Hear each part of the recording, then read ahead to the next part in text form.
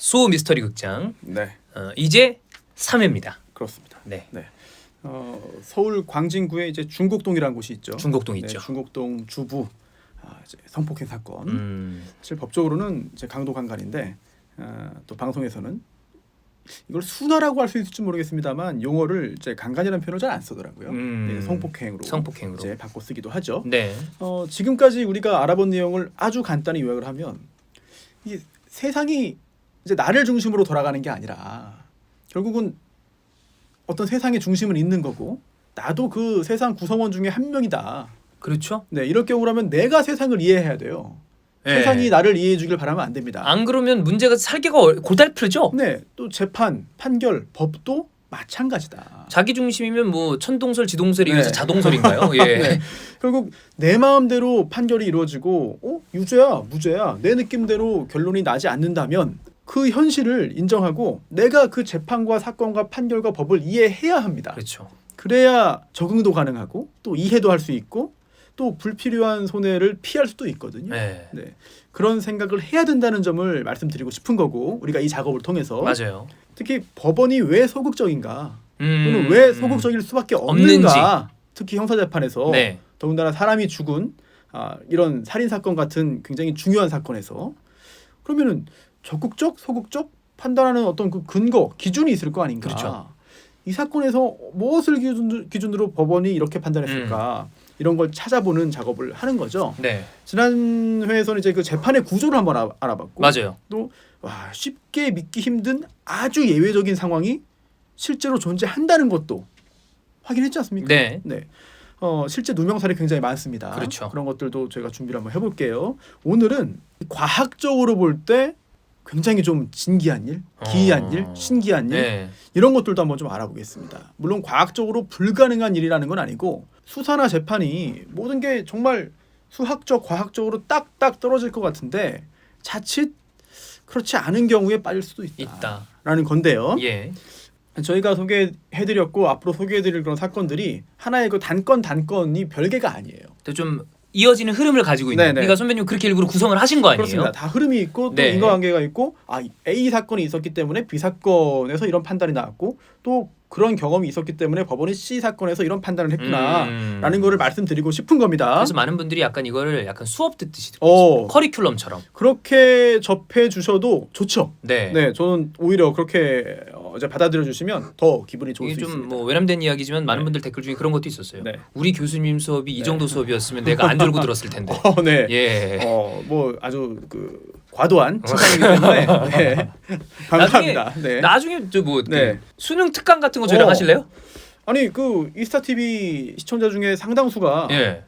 그 젊은 그렇죠. 학생들 아니에요? 대학생들도 어린 학생들? 있고 네. 수험생. 그러니까 그 수험생이라는 거는 공무원 시험을 준비하시는 분들도 있겠지만 우리가 흔히 수험생하는 좀 대표적인 게 수능 대입 수능이잖아요. 고등학생들.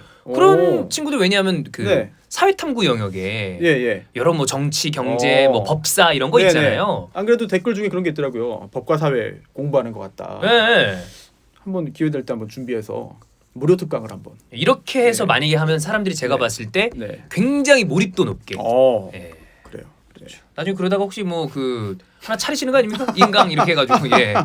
아니 법과 사회 1타 손수. 야 이거 그 이스타 TV를 좋아해 주시는 많은 분에게 대한 어떤 그 서비스 차원에서 이렇게 하면은 뭐 나쁘지 네. 않을 수 있을 것 같습니다. 좋습니다. 예.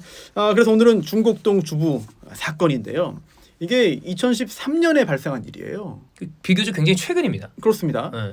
그런데 그 당시에 이 광진구 일대에 굉장히 좀 많은 사람들이 공포를 가지고 있었습니다. 왜냐하면 그로부터 1년 전이죠. 2012년에 서진환 사건이 있었기 때문인데요. 이미 언론을 통해서 이름은 다 공개가 된 사건입니다. 2012년에 이 서진환이 전자발찌를 찬 상태에서 살인을 합니다. 결국 전과 11범 상태였거든요. 그리고 16년 동안 이제 교도소에 머물렀습니다. 네. 또 69년생인데 이제 성범죄 전과가 상당히 많이 있는 거죠. 전 이런 걸 보면 네. 과연 교도소, 네. 징역, 사리가 네. 교정의 효과가 있는 것인지 아, 그리고 전자발찌는 실질적인 효력이 있는 것인지 네. 좀 이런 생각이 많이 들어요. 그렇습니다. 이 사건을 통해서 정말 많은 사람들이 반성을 했는데 네. 과연 그 문제가 지금 이미 한참 시간이 지났는데 해결됐느냐, 문제점이 보완됐느냐, 글쎄요, 자신할 수는 없을 것 같거든요.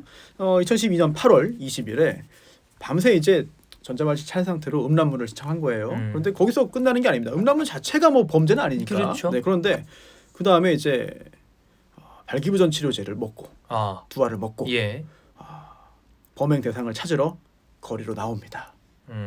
이거는 이제 살해까지를 목적했는지 처음부터 아니면 강간 대상을 찾은 건지 저는 후자가 더 가깝다고 보는데요.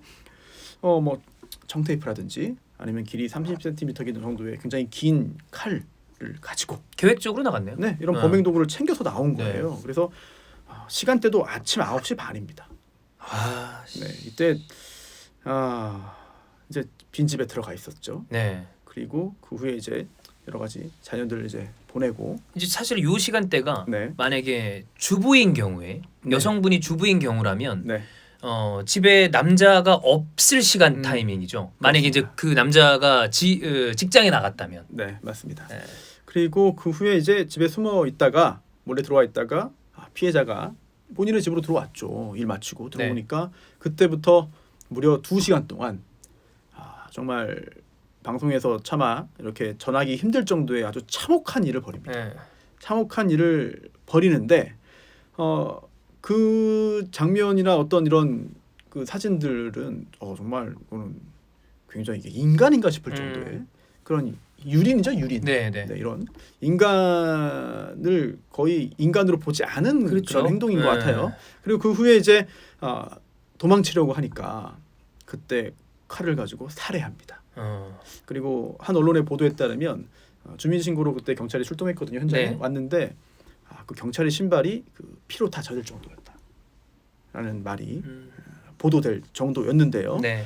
굉장히 참혹했어요. 진짜 네. 뭐 그때도 특히 단순히 칼로 찌르는 것을 넘어서 이제 뭐 벽, 바닥, 머리에 이제 머리를 찍고 그래서 두개골이 이제 깨지고 또 안화, 울절, 동공 함몰 이런 네. 상태였죠. 그런데 문제는 수사 과정에서 정말 반사회적, 반인륜적인 행태를 보입니다. 네, 이런 말을 했어요. 수사 과정에서 여러 가지 좀 물어야 되잖아요. 범행 그렇죠? 동기라든지 예. 이런 것도 확인하고 해야 되니까. 근데 이런 말을 합니다. 내가 여동생까지는 좀 어렵겠지만 뭐 사촌 동생, 뭐 동네 사람 정도면 뭐 강간 가능하다. 라는 말을 합니다. 직접 얘기한 거예요? 네. 이건 사람이야? 그리고 또 여성 경찰이 있는데 여성 경찰에게 내가 사회에서 아마도 마지막으로 보는 여자일 텐데 뭐 나랑 한번 할 수 있지 않냐? 라는 말을 합니다. 그러면서도 본인의 인권을 또 챙겨요. 본인의 인권을 챙기면서 내 얼굴 보도되면 안 되는데 내 초상권 언론이 지금 어디까지 다 알고 있냐 이런 거 경찰한테 물어보고 혹시 얼굴 공개됐냐 이런 걸 물어보기도 합니다. 수시로 물어봅니다. 이런 인간이랑 같은 땅 위에서 살아간다는 것 자체가 저는 분노스럽다가도 무서워요. 무섭죠. 네. 굉장히 무섭죠. 네. 그리고 이제 집에 있던 어떤 그 컴퓨터의 어떤 사진들을 기자가 찍어온 거예요. 그 경찰한테 너 내가 고소한다. 이거 막 마음대로 찍었으니까. 네. 그렇게 분노를 터뜨리기도 했고 그 피해자의 가족들이 있잖아요. 네. 특히 남편. 현장 검진 당시에 이제 참 절규할 수밖에 없었고 그 후에 언론 인터뷰도 여러 차례 했습니다. 이런 얘기를 하면 안 되지만 네. 정말 이런 상황이라면 개인적인 네. 법적인 그게 아니라 개인적인 복수심에 불타오를 것 같아요. 그 이제 자력 구제라고 예, 하는데 네. 문제는 그렇게 하면 또 현행법상 처벌로 그러니까 이어지잖아요. 안 되잖아요. 게다가 이제 아이들이 있으니까. 근데 남겨진 아이들이 있기 때문에 아빠 입장에서는 참 이걸 어떻게 할 수도 없는 상황이에요. 네. 실제로 또 결론을 좀 먼저 말씀드리면 무기징역형이 선고됐습니다. 네. 그래서 지금 이제 복역 중인데 남편은 이제 이런 경우에도 사형이 아니라면 도대체 언제 사형이냐라는 말을 하기도 했죠. 네. 또 하나 충격적인 얘기는 재판 과정에서 이런 말을 했기 때문인데요. 내가 그동안 겁탈 많이 해봤다. 그런데 이렇게 반항하는 여자는 처음이었다. 그래서 살해했다. 라는 말을 했습니다. 제가 잘은 모르지만 재판 과정에서 이런 멘트를 이런 발언을 하면 판사들도 더 괘씸하게 보지 않나요? 당연하죠. 예. 하지만 자신에게 선고될 형량을 대충 짐작을 한 것 같습니다. 사형 또는 무기징역. 하지만 최근에 사형 선고 안 된다. 안 되죠. 그럼 어차피 무기징역. 그냥 할 말 다 해버리자. 라는 생각을 한 게 아닌가. 아니면 이제 상황이 더 악화돼서 상태가 더 안 좋아져서 재판 과정에서는 그냥 본인이 무슨 말을 하는지도 모르고 그냥 다 해버렸을 가능성도 있는 것이죠. 지금까지 내가 겁탈한 여성들 중에서 제일 유별나게 저항한 사람이다. 누가 보면 피해자가 잘못한 줄 알겠다. 그러니까요. 그냥 순순히 복종했으면 아무 일 없었을 거다. 왜 이렇게 일을 크게 만들었는지 지금도 난 이해 못하겠다. 이런 말을 재판에서 해요. 제가 이게 그냥 저는 제3자잖아요. 네네. 8년 전에 일어난 일을 듣는데도 지금 여기 손이 부들부들 떨리려고 그러는데 이게 아주 옛날 일도 아니거든요. 그렇죠. 네. 게다가 이제 이 사건 그것이 알고 싶다에서도 취재를 했거든요. 네. 근데 그때 이제 그 취재진이 이제 이 서준환의 아버지를 찾아갑니다. 그랬더니 서준환의 아버지도 내 아들이지만 사형 대상 아니냐. 또 그렇게 얘기해요. 그런 말을 할 정도였죠. 뭐 성장 과정은 굉장히 좀 불우합니다. 뭐 어릴 때부터 제대로 된 교육을 받지 못하고 그런데 이제 실제로 본인의 지인의 아내를 이제 강간하면서 성범죄가 시작이 되는 거죠. 그러면서 지금까지 계속해서 여러 건의 범죄를 저질렀고 지금은 사회에서 격리된 그런 상황인데 그 사건을 조금 더 설명을 해드리면 사실 민사 소송이 있었어요. 뭐냐면 유족이 이제 국가를 상대로 이제 손해배상 청구를 한 겁니다. 왜냐하면 이 서진환이 이 사건을 저지르기 13일 전에 역시 전자발찌를 찬 상태로 또 다른 여성을 이미 강간한 상태였어요. 그리고 그 당시에 경찰이 이제 체액을 통한 유전자 정보까지 확보를 했거든요. 그런데도 검거하지 못했고 범인이 누구인지 몰랐고 결국은 그 13일이 지난 다음에 이 일을 저지른 거거든요. 아니 유전자 정보를 확보를 했는데 전자발찌를 찬 사람이 그렇게 했는데 그 사이에 검거하지 못하면 전자발찌는 무슨 소용이 있나요? 그렇기 때문에 이 당시에 참 국가기관들이 많은 잘못을 했다라고 이 유족은 주장을 했어요. 그런데 그 재판에서는 졌습니다. 유족 측이 졌습니다. 이거 실수는 인정한다. 하지만 고의가 있던 건 아닌 거고 또 이 사건과 그러한 국가기관의 잘못이 인과관계가 존재하지 않는다. 결국 국가기관이 그때 그 잘못을 해서 이러한 비극으로 이어졌고 피해자가 사망했고 유족들이 손해, 정신적인 피해를 입은 것이라고 볼 수는 없다. 라는 판단이 그 후에 나오긴 했죠. 어쨌든 이런 그 서진환 사건 때문에 굉장히 분위기가 뒤숭숭했습니다. 그 일대, 그 지역은 특히나 더더욱 그랬죠. 당연히 그렇겠죠. 그랬던 2013년에 신고가 하나 들어와요. 혹시 그 주변에 그 지역이 지금은 제가 정확히 모르겠는데 그 예전에 제가 그 성장한 그런 지역과 마찬가지로 그 낡은 단독주택들이 이제 쫙 있는 그런 동네입니다. 그 당시에 그러다 보니까 좀도둑도 많고 또 문단속이 잘 되지 않아요. 현관문만 잘 잠근다고 해도 되는 게 아니라 뭐 방범창이 설치되어 있지 않으면 창문을 통한 그런 침입도 상대적으로 수월하고 게다가 또 도시가스 배관들이 밖으로 또 있습니다. 그런 걸 타고 올라갈 수 있으니까. 그게 이제 사다리 계단 역할을 또 하거든요. 침입과 도주에 굉장히 수월한 그런 상황이었는데 3월 14일 오후에 광진경찰서에 강도 신고가 들어옵니다. 그래서 1층이었는데 창문을 통해서 어떤 남자가 들어와서 이제 갓난아기와 함께 있던 주부를 위협하죠. 흉기로 위협하고 금반지 등 귀금속 그리고 또 현금 48만 원을 가지고 갔다. 강도 사건이다. 이런 신고가 들어옵니다. 이게 이상한 일이 진짜 막말로 그냥 저렇게 귀금속이랑 돈만 훔쳐가면 요즘에 나아 보이는 것 같아 사람이. 그렇지. 그럼 다행이다. 다행이죠. 차라리 그게 정말 다행이다. 아니 뭐 그래도 돈은 뭐 돈이니까. 그래. 저는 갓난아기 여기 혹시 또 이런 일이 있을까봐 다행이네요. 이것만 들으니까. 그런데 알고 보니 다행이 아니었습니다. 경찰이 당시에 그 피해자 신고했으니까 피해자랑 얘기를 해본 거예요. 그래서 뭔가 이상합니다.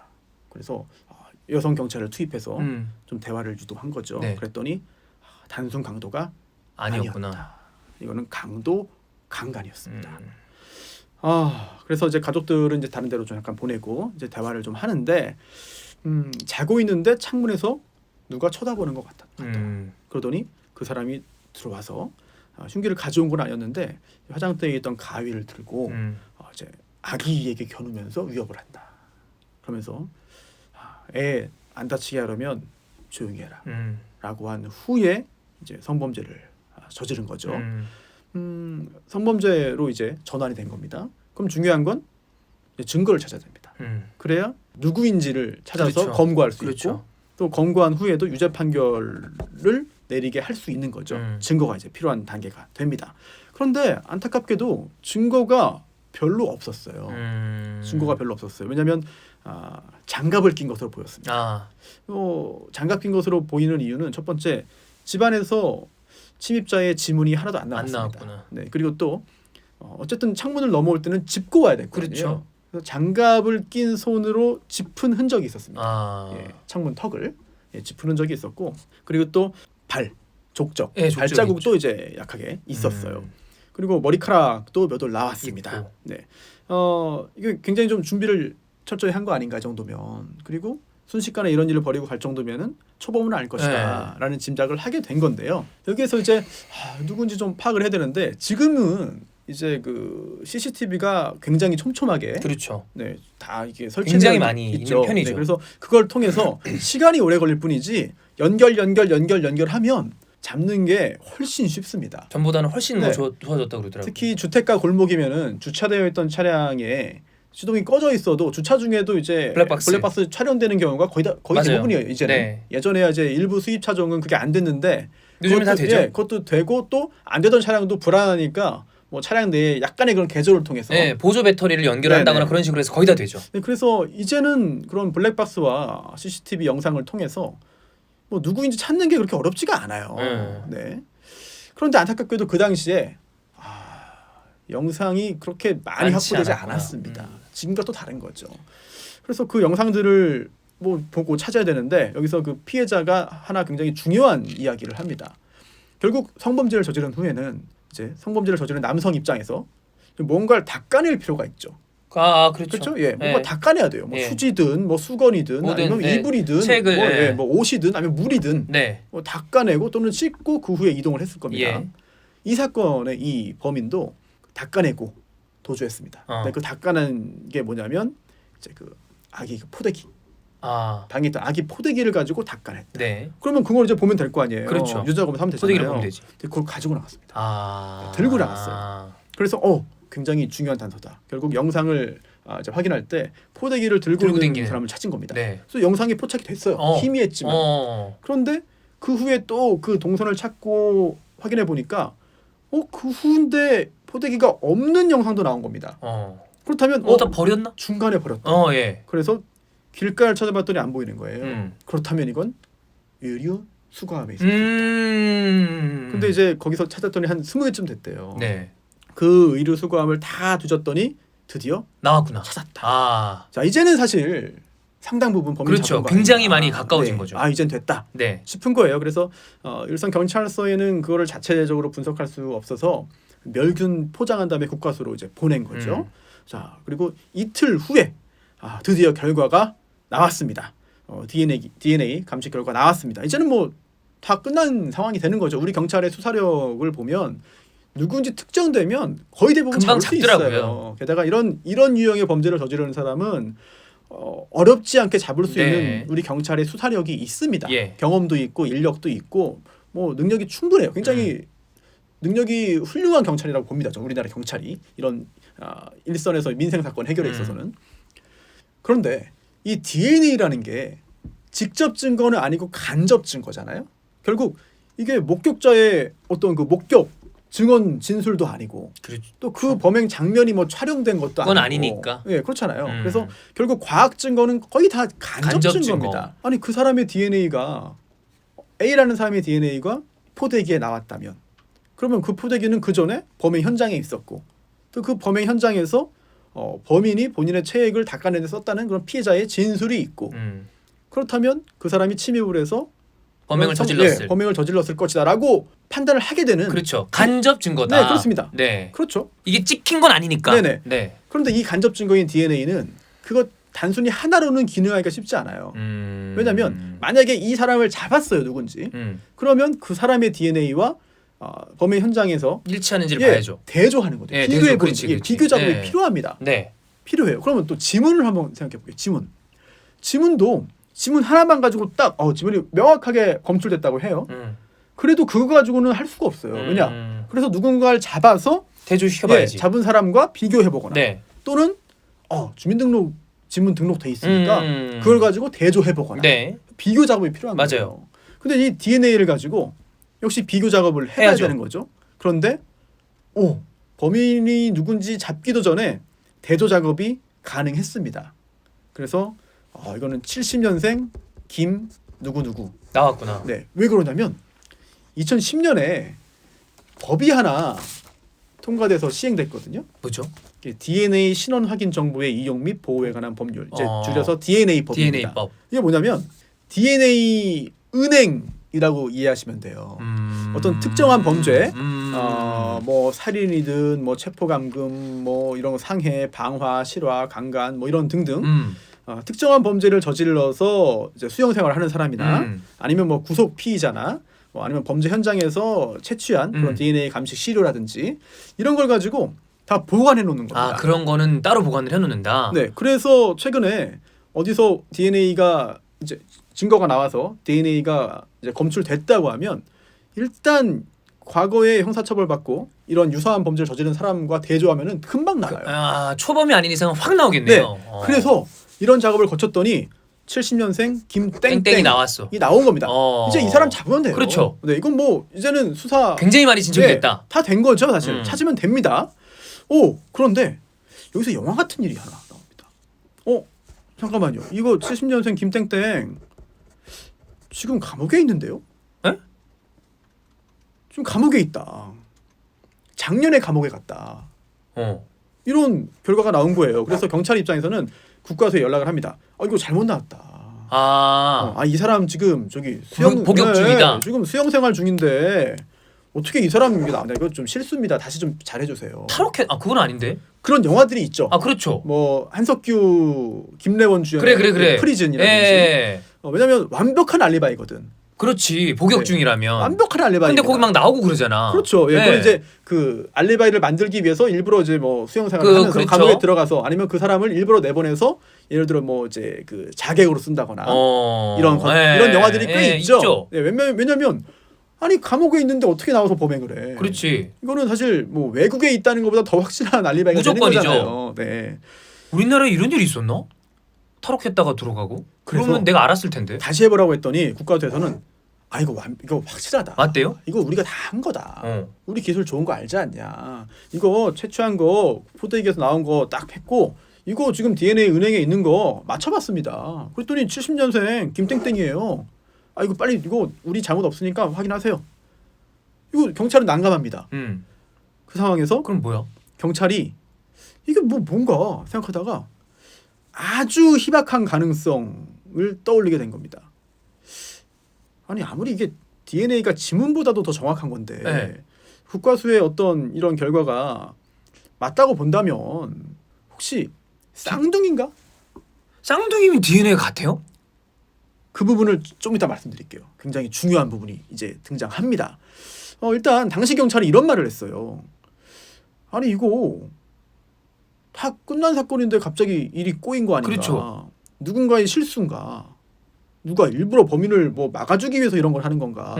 라는 생각을 할 정도인데 특히 이 70년생 김땡땡이 이제 복역 중인데 사실 확인해 보니까 복역 중이어도 귀휴라든지 그런 것들이 있거든요. 그렇죠. 잠깐 나올 수는 있어요. 외출 뭐 이런 거. 뭐 이제 아주 엄격하지만 특별한 사정에 의해서 뭐 하는 거 있지 않나요? 그렇습니다. 뭐 부친상이라든지 이런 경우에도. 근데 그럼 이제 보통 다 옆에 따라 붙잖아요. 그렇죠. 예를 들어 그 청담동 주식 부자 사칭 사건의 이진 씨라든지. 또 수영 생활 중에 부친이 살해당해가지고 장례식에 참석하러 나오기도 했죠. 그런데 그런 것도 없었다는 거예요. 그러다 보니까 이거 뭐 영화에 나오는 얘기지만 일란선 쌍둥이 아니냐. 라는 얘기를 이제 경찰에서 생각을 하게 된 거고 이제 확인을 근데 일란성 쌍둥이가 이 70년생 보니까 확률이 1%래요. 1% 100명 중에 뭐 한 명인 거죠. 1%. 그리고 또 하나 놀라운 사실. 그럼 이게 진짜라면 아니 뭐야 일남성 쌍둥이 남자 2명이라면 뭐 네. 세 쌍둥이 가능성 배제하고 예. 둘이라면 아니 그 중에 한 명이 뭐 쌍둥이 형인지 동생인지 모르겠지만 한 명이 이미 강력범죄로 들어가 있고 복역 중이고 그 상황에서 동생이 또 강력범죄를 저질러? 형제가? 이게 가능성이 매우 희박하잖아요. 네. 하지만 이제 확인해보니 쌍둥이가 맞았어요. 맞아요? 쌍둥이였습니다. 일란성 쌍둥이. 실제로 이런 일이 있더라고요. 그러니까 과학적으로 이게 쌍둥이 형이 범행을 한 거였고 아까 이야기한 70년생 김땡땡은 쌍둥이 동생이었습니다. 예. 별도의 건으로 쌍둥이 동생은 이미 복역 중이었던 거죠. 미쳤다. 그리고 쌍둥이 형이 이번에 드러난 겁니다. 이게 만약에 가정을 해볼게요. 만약에 이제 처음에 그 지목했던 쌍둥이 동생 있잖아요. 70년생 김땡땡. 네. 이 사람이 만약에 복역을 하고 출소한 상태였다면 사실 엉뚱한 사람을 또 진범으로 지목한 게 됩니다. 그러네요. 같으니까. 네, 예를 들어 이게 작년에 그 교도소에 들어갔지만 뭐 한 6개월 후에 술 살고 나왔어. 그래서 지금 밖에 있는 상황이었다면 네. 만약에 진범이 동생이 그런데 실제로 범행은 형이 했잖아요. 형이 했죠. 그런데 동생이 범행한 걸로 나왔어요 이게.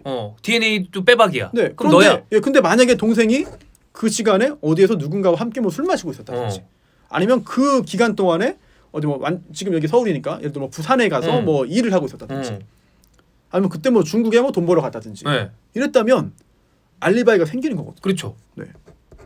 그럼 엉뚱한 사람을 결국은 더 이제 추궁할 수밖에 없었다. 그런 상황이 되는 것이고 또 만약에 우리나라는 이제 주민등록제도가 굉장히 촘촘하게 잘 돼 있잖아요. 맞아요. 그래서 쌍둥이의 존재도 쉽게 확인됩니다. 그렇죠. 바로 되죠. 쉽게 확인됩니다. 그런데 만약 그렇지 않은 국가였다면 어떻게 할 것이냐 라는 것들 이런 참 여러 가지. 그럼 또 애먼 사람 잡는 건데. 맞습니다. 예. 그리고 실제로 진짜 별일 다 했구나 진짜. 쌍둥이 형이 이제 쌍둥이 형이라는 거를 이제 경찰이 이제 파악을 한 거잖아요. 그래서 오래 걸리지 않았어요. 2주 후에 잡았습니다. 잡았는데 그 쌍둥이 형 진범한테 추궁했더니 이렇게 해가지고 번 돈으로 이제 동생 옥바라지 했다고. 네. 그런 진술을 이제 받았죠. 대단한 형제다. 대단한 형제예요. 그러니까요. 예. 그리고 또 그 외에도 이 건 외에 다른 그런 이제 강간 사건들도 범했다라는 걸 또 찾아냈어요. 예. 석 달 전인데 그때 또 서울 종로에서 이런 일들. 결국 첫 번째 범행에서 발각되지 않으면 계속해서 이어지는 거 아니냐. 그렇죠. 라는 생각을 할 수 있겠고 또 아까 서진환 사건의 경우에도 한 언론 보도를 통해서 당시 수사받으면서 이제 다리 들추고 바지 걷고 뭐 전자발찌 차고 있는 거 보여주는 장면이라든지 아니면 그 당당한 표정 짓고 있는 그런 뻔뻔한 모습까지 다 공개됐거든요. 네. 그런데 지금이야 무기징역으로 사회에서 완전히 격리됐지만 사실 무기징역도 감형 가능해요. 그렇죠. 예, 복역 내려가고 그러잖아요. 예, 그렇죠. 예, 그 수용 생활을 어떻게 하느냐. 네, 뭐 모범수 뭐 이런 거 있잖아요. 네, 그 모습에 따라서 달라질 수 있거든요. 서진환은 그럴 가능성이 높아 보이진 않습니다만, 그럼 다시 언젠가는 사회에 복귀할 수 있어요. 그러면 과연 교도소 내에서의 어떤 이런 교화가 제대로 이루어졌다고 자신할 수 있겠는가라는 부분들. 또 아무리 전자발찌를 차고 있는데도 그러한 강한 성적인 충동을 이기지 못하는 사람이라면 이걸 뭐 어떻게 대처할 수 있는가? 방법이 뭐가 있을까요? 이런 게 성범죄자들 뭐 화학적 거세를 좀 더 강력하게 시행을 해야 되나? 왜냐하면 이 서진환 같은 경우에도요 중학교 이제 졸업하고 이제 바로 이제 일을 하기 시작했는데 그때부터 이제 사창가에 한 달에 10번 이상 출입했다. 이런 그런 기록들이 있고 그리고 또 이제 선배 아내를 강간하면서 처음으로 옥살이하고 또 그 후에 18년 합산 18년의 징역형을 살고 또 출소해도 몇 달 후에 바로 사고를 또 쳤어요. 그런데 교도소에서 같이 수용 생활했던 그런 사람들의 얘기도 역시 충격적인데 매일 동료들하고 싸웠답니다. 또 자살 시도도 2번이나 했다. 또 서진환이 이런 말을 스스로 해요. 내 머리에는 항상 성적인 생각으로 가득 차 있다. 네. 그리고 내가 그 여성들 그 성폭행해서 안 잡히면 좋은 거고 잡히면 교도소 가면 된다. 교도소 가서 살면 된다. 이게 본인이 한 말이거든요. 이런 사람한테 지금 우리 법률로 뭔가 구속하고 이런 게 무슨 의미가 있는 거예요?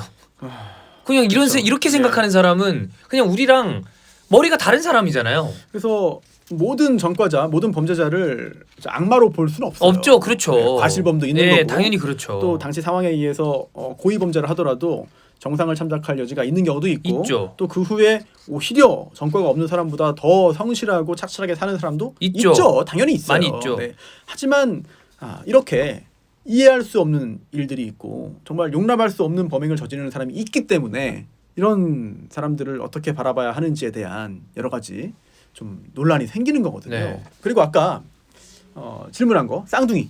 쌍둥이가 DNA 같은가 진짜? 네, 쌍둥이. 같다고 하는 게 과거에는 정답이었죠. 과거에는. 하지만 지금은 정답은 아닙니다.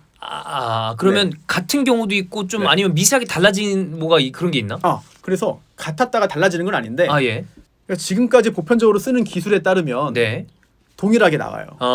하지만 최근에 이제 좀 도입돼서 더 세밀한 기술. 그런 기술을 쓰면 이제 다르게 나오기도 한다. 하지만 여러 가지 경제성이라든지 뭐 실제 필요성에 따라서 볼 때 과연 그렇게까지 하는 게 맞느냐. 대부분은 그런 거 검토하지 않아도 보통 나오니까. 나오니까.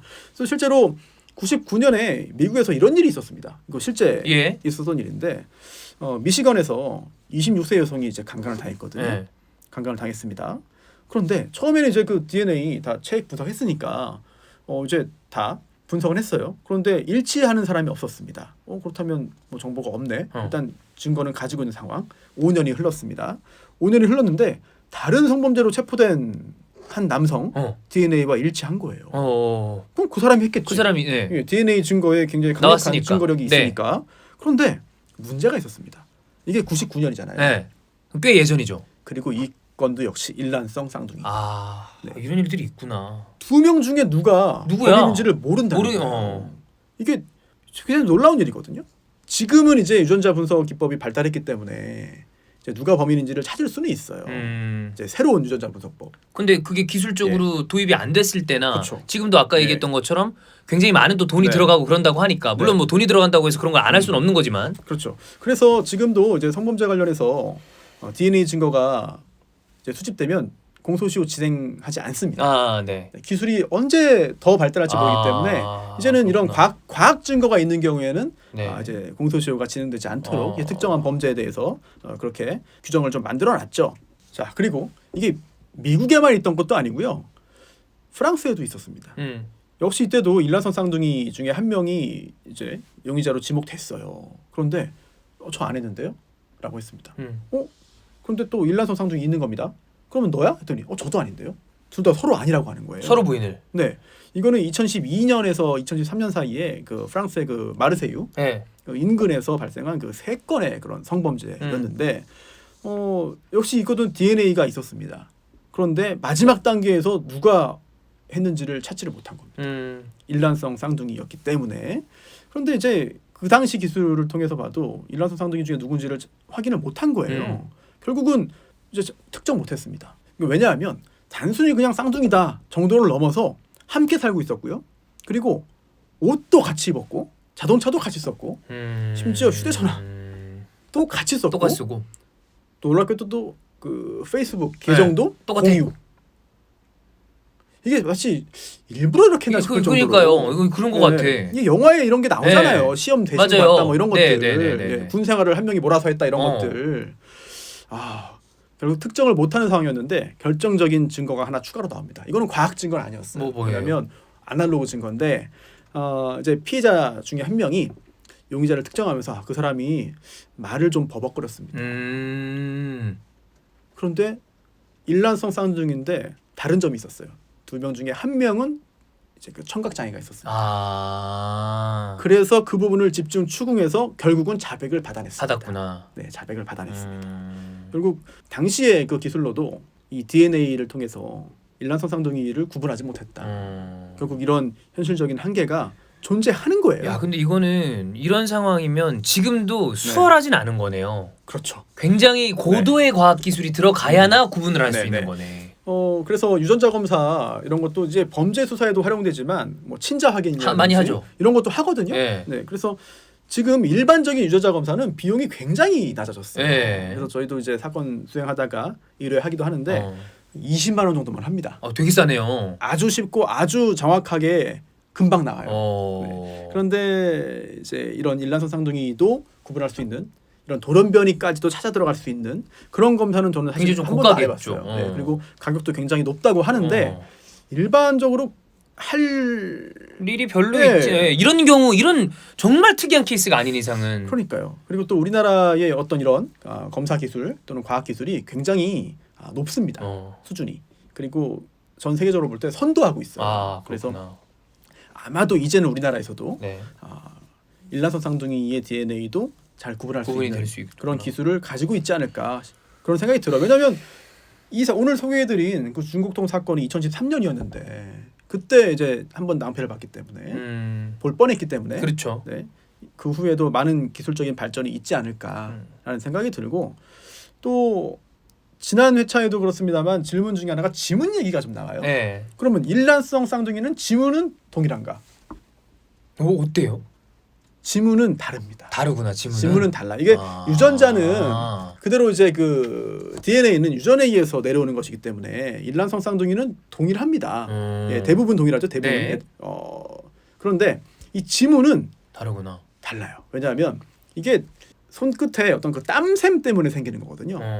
땀샘이 부분적으로 튀어나오면서 땀샘에 의해서. 그런데 이거는 사람마다 다르겠지. 이게 왜냐하면 그 유전에 의해서 땀샘의 위치가 결정되는 게 아니라 이게 태아가 이제 모체 내에 있을 때 그 양수가 있잖아요. 양수가 이 양수의 어떤 그 흐름, 영향 그런 것 때문에 생기는 그거에 의해서 지문이 결정된다. 그렇구나. 나 몰랐어. 그래서 일란성 쌍둥이도 양막을 따로 쓰기 때문에 양수의 흐름이 다른 거예요. 경우에 따라서 아주 예외적으로 하나의 양막 안에 태아가 같이 있는 경우도 있다고 하는데 그렇다 하더라도 다르겠지. 다르죠. 다르겠죠. 다르겠죠. 달라집니다. 똑같이 이렇게 되지는 않겠지. 그리고 지문도 100% 그냥 믿으면 안 되는 게 그 미국 사례인데 지문이 일치한 거예요. 그 범행 현장에서 발견한 거하고 또 어떤 용의자에게 채취한 거하고. 근데 그게 정말 아주 희박한 정말 이거는 상상하기 힘들 정도의 확률인데 우연히 같은 겁니다.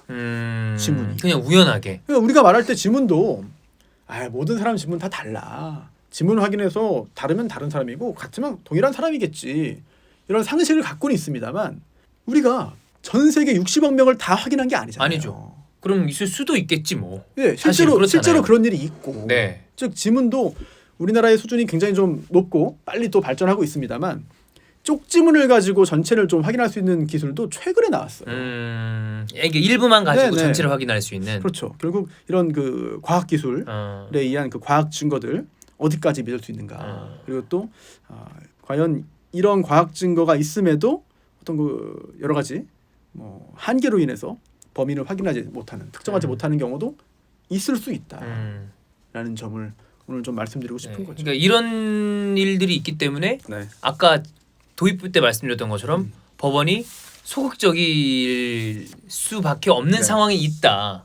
그렇습니다. 특히 이런 쌍둥이는 굉장히 좀 예외적인 경우잖아요. 쌍둥이는 심지어 이거 뭐 드라마에나 나오는 거지, 영화에만 나오는 거지, 이게 소설에만 있는 거야. 그 말이 맞습니다. 왜냐하면 이 추리 소설 관련해서 많은 분들 관심이 있을 텐데 이제 추리 소설은 이제 장르 문학이잖아요. 그렇죠, 장르 문이죠. 그래서 뭐 문학성, 예술성보다는 그 장르의 법칙에 충실하면 됩니다. 그 트릭을 완벽하게 만들고 재미있게 만들고 사람들한테 설득을 주면 되니까. 그리고 나중에 지적인 그런 쾌락을 주는 게 목적인 그런 문학 장르잖아요. 그래서 추리 소설 쓰는 방법이라는 책도 굉장히 많아요. 근데 그 중에 트릭을 설명해 주는 책이 있는데 그 중에 제가 흥미로워서 하나 좀 갖고 왔거든요. 인간을 이용하는 트릭이라고 해서 쭉 나옵니다. 그중에 뭐 변장도 있고 뭐 1인 2역도 있고. 그런데 그 녹스라는 그런 작가가 추리소설 쓸 때 이거는 하면 안 된다라고 한 게 있거든요. 10개가 있어요. 그 중에 하나가 바로 쌍둥이를 등장시키지 말아라. 그건 하면 안 된다. 이거는 정상적인 두뇌의 어떤 그 두뇌 싸움의 영역이 아니라는 거죠. 그러니까 이런 걸 하는 사람들조차 배제하라고 네. 하는데 그런 게 있으니까 이거는 사람들이 당연히 혼란할 수밖에 없는 거네요. 그렇습니다. 특히나 또 지문 위조도 그 중에 하나거든요. 그것도 하면 안 된다. 네, 이거는 이런 일이 현실에서는 있을 수 있지만 추리 소설의 영역에서는 이거는 안 쓰면 되는 안 되는 거구나. 거예요. 이건 정상이 아니고 두뇌 활동으로 찾을 수 있는 게 아니거든요. 뭐 예를 들어서 뭐 무고한 쌍둥이나 근친자를 진범으로 단정하는 거라든지 이런 것들 또는 최면술로 범인을 억압해서 자백받는 거거나 이런 거는 두뇌 싸움이 아니라는 거죠. 이런 것들 또는 탐정 혼자만 알고 있는 뭐 암호풀이라든지 그런 것도 안 되고 이것도 안 된다. 그 중에 하나가 이제 쌍둥이의 등장이니까 하고 지문 위조. 그렇습니다. 네. 또 근데 최근에 어떤 그 추리 소설을 보면은 이런 금기에 정면으로 도전하는 것들이 있습니다. 그래서 쌍둥이가 등장을 해요. 처음부터 막 이런 거는 좀 도발적인 소설들인데 그런 것도 뭐 좀 도전이죠. 네. 쌍둥이가 등장한다. 뭐야? 이러면 안 되는 거 아니야? 되는데. 일반적으로 우리가 알고 있던 예전에 저기에 보면. 그렇죠. 그런데 또 그거를 납득시키고 설득시키는 그런 또 고도의 어떤 여러 가지 스킬이 또 있는 거죠. 이런 것들. 최근에는 그런 작품도 많이 나오고 있거든요. 하지만 어쨌든 고전적인 추리 소설 이런 관련해서는 하면 안 된다라고 할 정도로 굉장히 좀 쉽게 접하기 힘든 일이고 또 이런 일이 생기면 자칫 그 논리의 흐름을 완전히 좀 왜곡시킬 수 있기 때문에 이런 쌍둥이나 지문 이런 것들은 건드리지 말아라라고 하고 있는데 그 말은 곧 현실에서 이런 일이 생길 경우에 혼란에 빠지기 쉽다는 얘기죠. 그리고 이런 일들이 있다. 존재하고. 네, 그 혼란스러울 수밖에 없는 그런 상황이. 그렇습니다. 그래서 지금까지는 법원이 왜 소극적인가. 하여튼 우리가 생각하지 못했던 그런 일들 또는 생각은 했지만 가능성이 매우 희박하다고 봤던 것들이 실제 생깁니다. 그렇기 때문에 여러 가지 논란이 있는 거고 우리가 생각하는 소파에 앉아서 그 알 볼 때에 드는 생각과 아유 저 정도면 됐지. 야 저 정도면은 95% 이상이야. 사형 이것과 그럼 5%의 확률은 누가 책임질 것인가? 그렇지. 이 부분을 생각을 해보자. 그게 5%만큼 많지도 않은 것 같아요. 그렇습니다. 0.1%야. 특히 저희가 방송하지 못한 그 사건. 그런 일들은 다 정말 에이씨 말도 안 돼. 그런 일이 있으니까. 근데 그게 또 현실이니까. 판사들은 그거를 감안해야 된다라는 것이고. 그래서 다음 화에는 지금까지 저희가 살펴본 이런 상황들을 다 종합해서 이 정도면 유죄다. 아니야. 의심은 가지만 도저히 유죄라고 할 수 없어. 유죄의 심증은 강하지만 아닐 가능성도 있는 거 아닌가? 그래서 무죄. 이렇게 판결이 왔다 갔다 하는 그럼 굉장히 여러 가지 측면에서 생각거리를 주는 사건을 가지고 찾아오겠습니다. 네. 자, 수험미스터리 극장 3회 여기까지 하고 다음 주에 찾아오겠습니다.